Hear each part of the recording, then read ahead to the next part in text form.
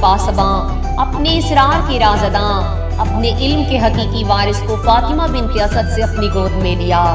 اس نے اس گوہر آبدار کو دیکھا تو اس کی آنکھوں کی روشنی بڑھ گئی۔ ایک ایسا پیکر جس کے ہاتھ ید اللہ، جس کی آنکھیں عین اللہ، زبان لسان اللہ، چہرہ وجہ اللہ، جو مسکرایا تو نبوت گلاب ہو گئی، چپ ہوا تو زمانے کی سانسیں اکھڑنے لگی، لب ہلائے تو سلونی سلونی کے جھرنے پھوٹ گئے، ہاتھ اٹھائے تو بتوں کو زمین بوس ہونا پڑا، آنکھیں کھولی تو فضا چکا چوند ہو گئی۔ یہ امامت کا بچپن تھا جس میں نبوت اپنا شباب ڈھونڈ رہی تھی۔ آخر نبوت نے پہلی امامت کو گود میں لیا تو منظر نگار نے جوش کے لہجے میں کہا، سلمائے روزگار کو زری قبا ملی، انسانیت کو دولتی صد ارتقا ملی، ہستی ہوئی قدر کے گلے سے قضا ملی، آغوش میں رسول کو اپنی دعا ملی، جس وقت